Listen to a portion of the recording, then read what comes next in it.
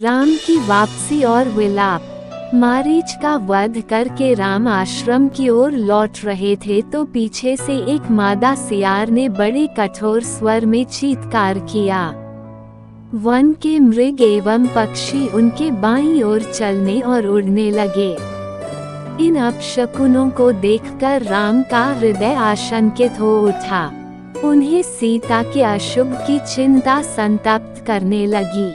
इतने में ही उन्होंने मार्ग में लक्ष्मण को आते देखा।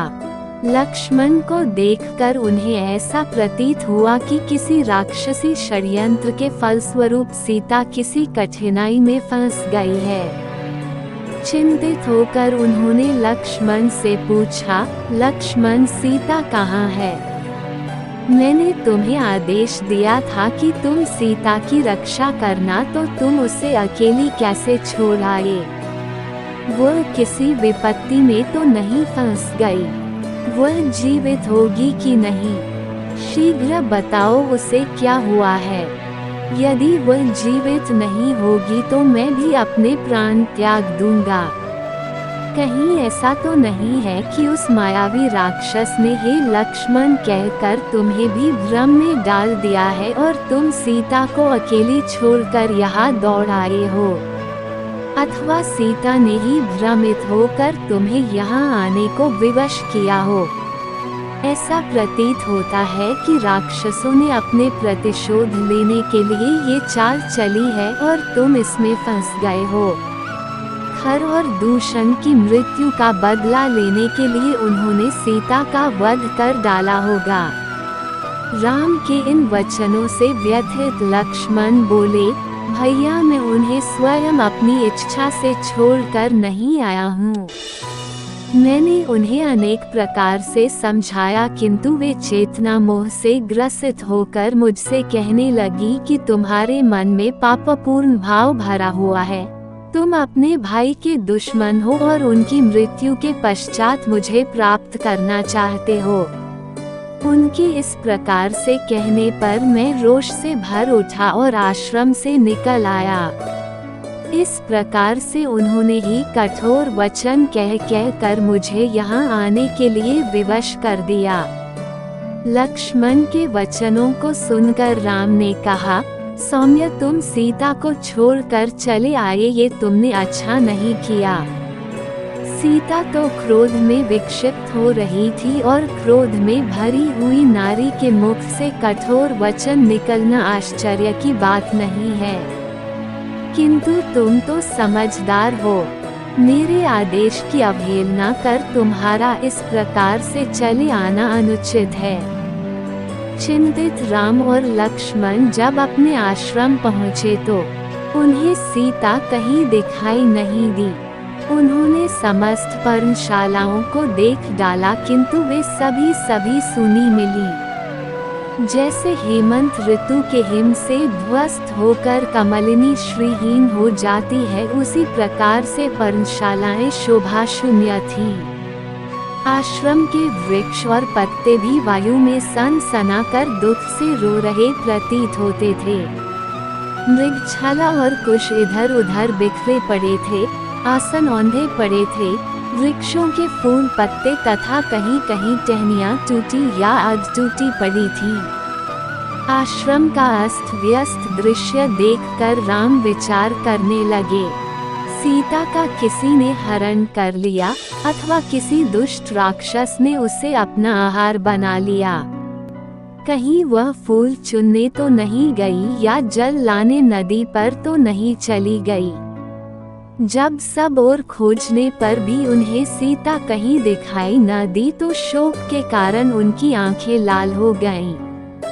नदी नालों, पर्वत कंदराओं में जा जाकर वे उन्मत्त की भांति आवाज दे देकर सीता की खोज करने लगे। अंत में उनकी उन्मत्तता इतनी बढ़ गई कि वे कभी कदम के वृक्ष के पास जाकर कहते, हे कदम, मेरी सीता को तेरे पुष्पों से बहुत स्नेह था, तू ही बता वह कहाँ है। कभी बिल्व के पास जाकर उससे पूछते, हे बिल्व विटप, क्या तुमने पीत वस्त्र धारिणी सीता को कहीं देखा है? इस प्रकार वे कभी किसी वृक्ष से, कभी किसी लता से और कभी पुष्प समूहों से सीता का पता पूछते। कभी अशोक वृक्ष के पास जाकर कहते, अरे अशोक विटप, तेरा तो नाम ही अशोक है, फिर तू सीता से मेरी भेंट करा कर मेरे शोक का हरण क्यों नहीं करता। फिर ताड़ के वृक्ष से कहते, तू तो सब वृक्षों से ऊंचा है, तू दूर दूर की वस्तुएं देख सकता है, देख कर बता क्या तुझे सीता कहीं दिखाई दे रही है।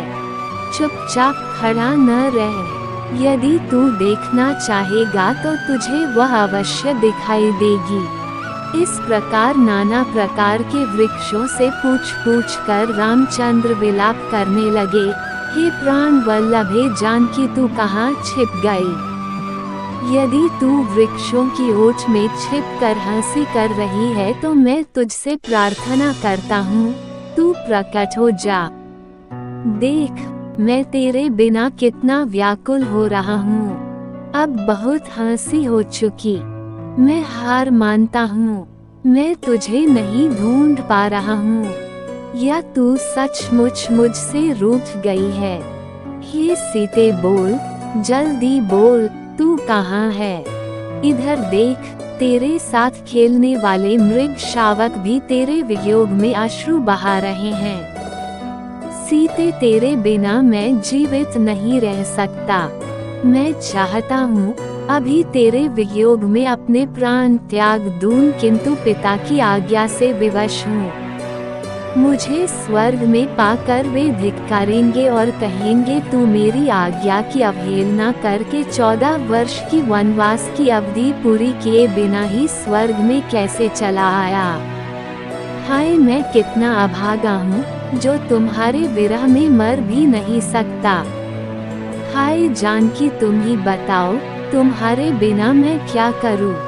बड़े भाई को विलाप करते देख लक्ष्मण ने उन्हें धैर्य बढ़ाते हुए कहा, हे नरोत्तम, रोने और धैर्य खोने से कोई लाभ नहीं होगा। आइए, आश्रम से बाहर चलकर वनों और गिरी कंदराओं में भाभी की खोज करें। उन्हें वनों तथा पर्वतों में भ्रमण करने का चाव था। संभव है वहीं कहीं भ्रमण कर रही हूँ। ये भी संभव है कि गोदावरी के तट पर बैठी मछलियों की जल क्रीड़ा देख रही हूँ, या किसी भय की आशंका से भयभीत होकर किसी लता कुंज में बैठी हूँ। इसलिए हमारे लिए यही उचित है कि हम विषाद और चिंता को छोड़कर उनकी खोज करें। लक्ष्मण के युक्त वचन सुनकर राम उसके साथ वनों, लताओं, गिरी कंदराओं आदि में खोज करने के लिए चले। उन दोनों ने समस्त वन, पर्वत, कंदरा आदि में खोज डाला, किंतु सीता उन्हें कहीं नहीं मिली। अंत में राम निराश होकर बोले, सौमित्र, यहाँ तो कोई ऐसा स्थान शेष नहीं बचा जहाँ हमने जानकी की खोज न की हो, परंतु हमें सर्वत्र निराशा ही हाथ लगी। अब ऐसा प्रतीत होता है कि मेरी सीता मुझे कभी नहीं मिलेगी। मैं वनवास की अवधि बिताकर जब अयोध्या लौटूंगा और माता कौशल्या पूछेगी कि सीता कहाँ है, तो मैं उन्हें क्या उत्तर दूंगा? मिथिलापति जनक को क्या मुंह दिखाऊंगा? वे जोर जोर से विलाप करने लगे, हे सीते, मैं तुम्हें कहाँ ढूंढूं? हे वनों के मृगों, क्या तुमने कहीं मृगनयनी सीता को देखा है? हे वनों की कोकिलों, क्या तुमने कहीं कोकिला कंठी जानकी को देखा है? कोई तो कुछ बताओ, क्या सभी मेरे लिए निर्मोही हो गए हो? कोई नहीं बोलता, कोई नहीं बताता, कोई भी मुझसे बात करना नहीं चाहता। मैं काया हूँ जो अपनी भार्या की रक्षा न कर सका। थोड़ी देर मौन रहने के पश्चात वे फिर लक्ष्मण से बोले, हे सौमित्र, अब सीता के बिना मैं किसी को मुख दिखाने के लायक नहीं रहा। मैं अवधि पूर्ण होने पर भी अयोध्या नहीं जाऊंगा। तुम अब अयोध्या लौट जाओ। भरत से कह देना अब तुम ही अयोध्या का राज्य संभालो, मैं कभी नहीं लौटूंगा। माता कौशल्या से कहना कि किस प्रकार सीता का अपहरण हो गया और उसकी विरह व्यथा को न सह सकने के कारण राम ने आत्महत्या कर ली। अब तुम्हारे जाते ही मैं गोदावरी नदी में डूबकर अपने प्राण त्याग दूंगा। मैं इस संसार में सबसे बड़ा पापी हूँ, इसलिए तो मुझे एक के पश्चात एक अनेक दुख मिलते चले जा रहे हैं। पहले पिताजी का स्वर्गवास हुआ और अब सीता भी मुझे छोड़कर जाने कहाँ चली गई। घर बार और संबंधी तो पहले ही छूट गए थे। मुझे रह रह कर यह ध्यान आता है कि सीता राक्षसों के चंगुल में फंस गई है। वह भी रो रो कर अपने प्राण विसर्जित कर रही होगी। तुम कहते हो कि वन में या गोदावरी के तट पर गई होगी।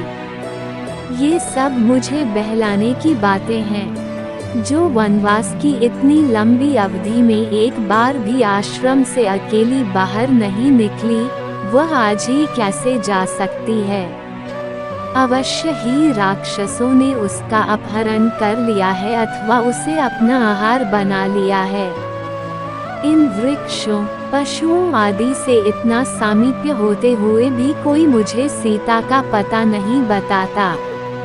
हे सीते, हे प्राण वल्लभे, तू ही बता मैं तुझे कहाँ ढूंढूं, कहाँ जाकर खोजूं।